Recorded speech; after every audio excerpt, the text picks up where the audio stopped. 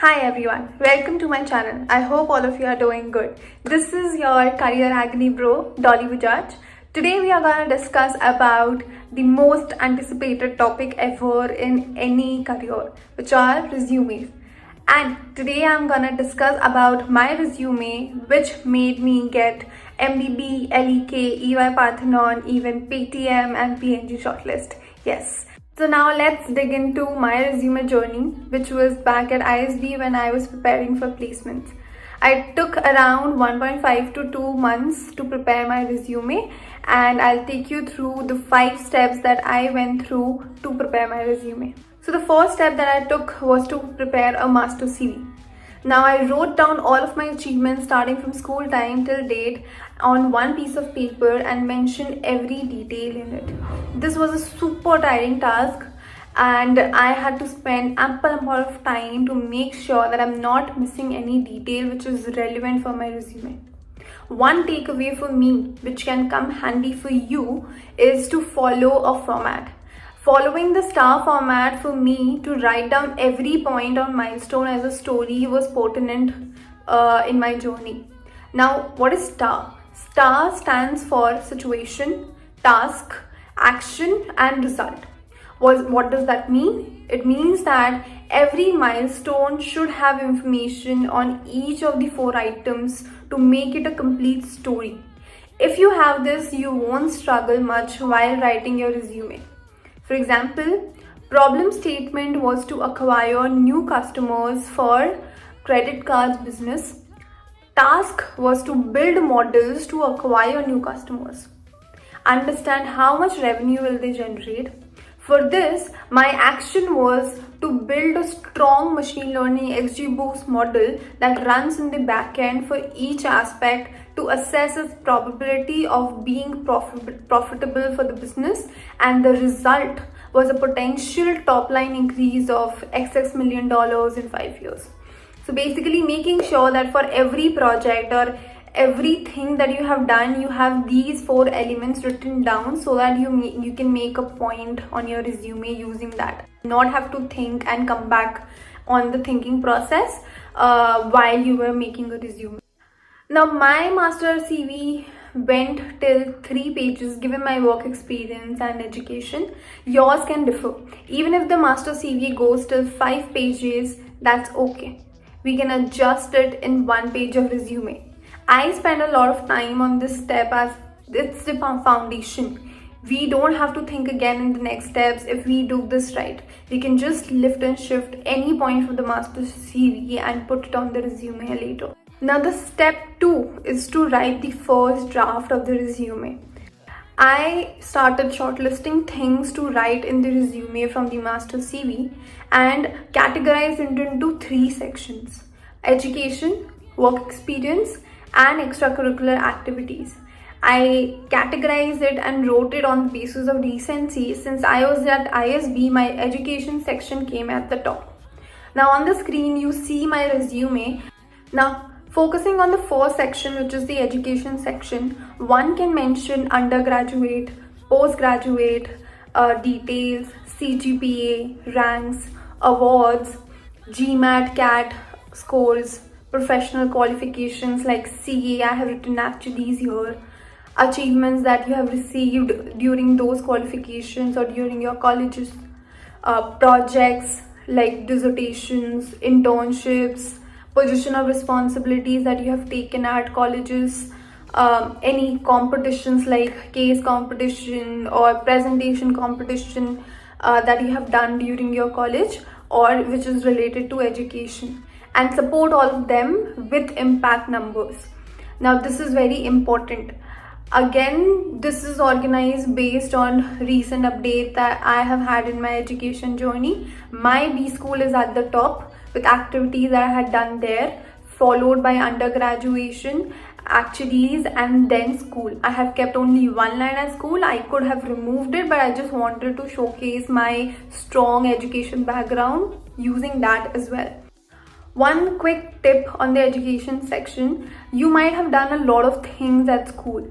You have to think of what are the necessary items that you will put in this section which will be relevant for the role which you will be applying for. There might be cases which are extracurricular activities in your college which you can rather put in the third section, which is the extracurriculars, and not in the education section. So think of the things which are very study oriented or education oriented which you can put in this section.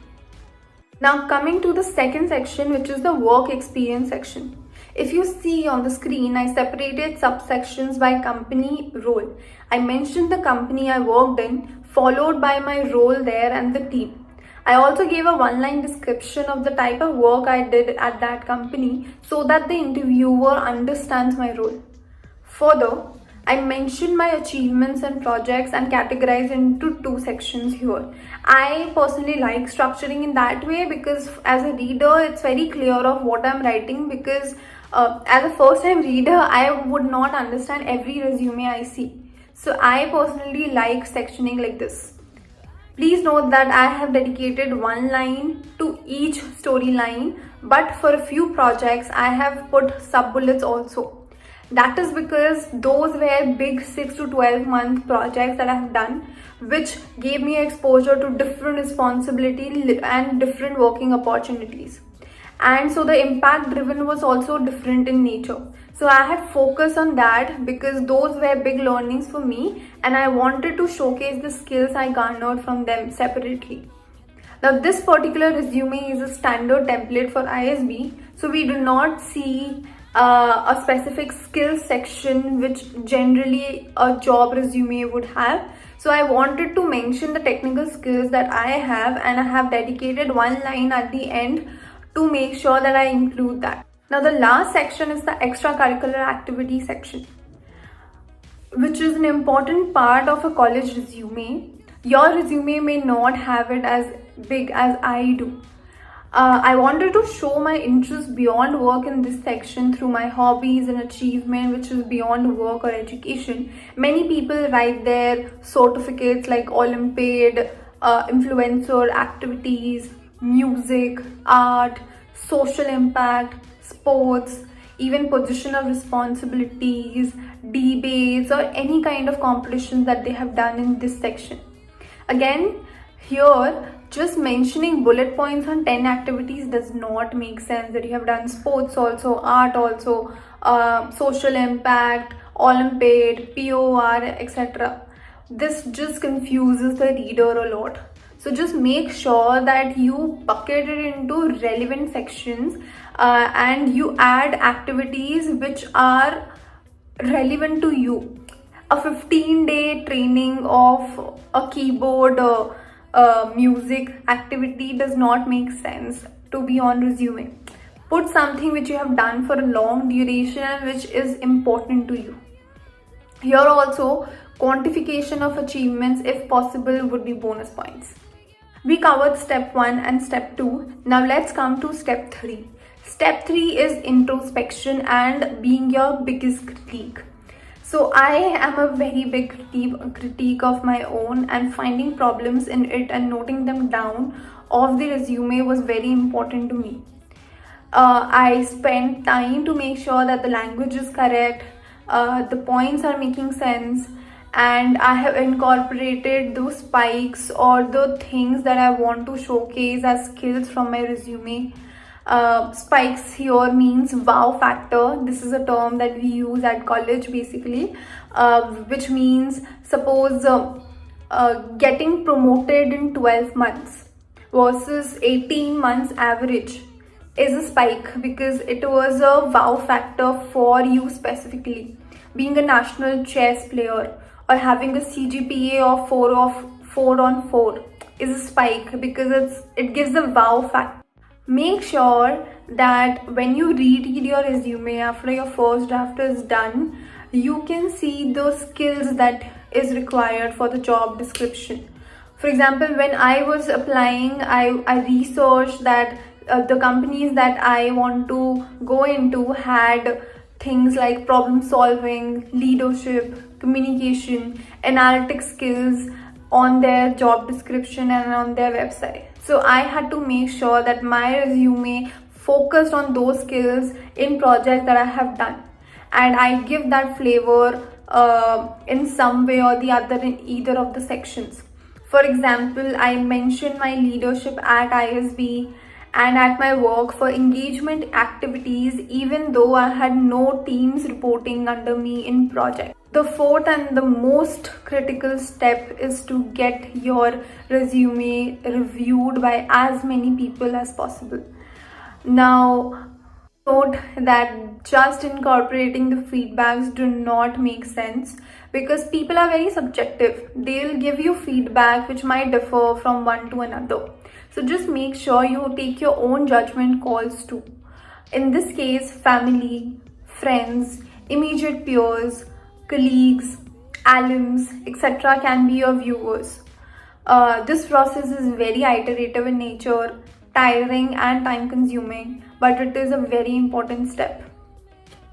The last and the fifth step that I took, which I find very interesting, is to take 3 tests. One is the so what test, second is the half page test, and the third is the 30 seconds test. Now I'll tell you what these 3 mean. So coming to the so what test, every bullet that you write should have a so what to it. What does that mean? The so what should be strong enough for the point to be on the resume. Example, led a team of 5 people on XYZ assignment, resulting in 10% cost savings. Now ask yourself 3 questions here. First, so what if I have done this? Is this a strong enough differentiator for my resume? Second, does it suggest a strong skill for the role? Third, is it an interesting read for the reader that the person would want to know more in the interview? If answer to any of these questions is yes, then keep the point, else discard it. So this is the so what test. The second test is the half page test. So it is scientifically proven that humans tend to focus more on the initial part of sentence while scanning. Details in the middle or latter part tend to get missed out when they hurry through things. So the idea is to take a printout of the resume, fold it into half along the longer side such that only half of every bullet point is visible, which is the first half, and see if the first half of the bullet point gives the reader an idea of the content of the bullet. If not, the bullet point have to be reframed so that the first 4 or 5 words are interesting and impactful for the reader. This test might differ for different formats of the resume, but the idea is to have the meat of every bullet in the first few words for the reader to read that point. The last test is the 30 seconds test. This test is done when we have almost reached the final version of the resume. Now give your resume to someone who hasn't read the resume before and let them see the resume for exactly 30 seconds and then take it back. Then ask them what they remember from the resume, and looking at the page, what they make of you as an applicant in 1 line. So basically this test gives a check of whether the storyline you want to communicate to the resume is actually getting communicated or not. For this, bolding becomes a very important part, which I'll talk about in the tips at the later section of the video, because humans generally read only the bold part in 30 seconds and paint a picture in mind. So just make sure that in those 30 seconds, if anybody sees your resume, they understand if you are to be taken in the organization for an interview or not. All the best. I hope my experience helps you in some way. This was just based on my experience and what I have done in the past. Yours might be very different than mine. So let me know in the comment section below of what are the tips or things that you have learned in your journey which would be helpful for others. Till then, have fun, keep smiling. Bye.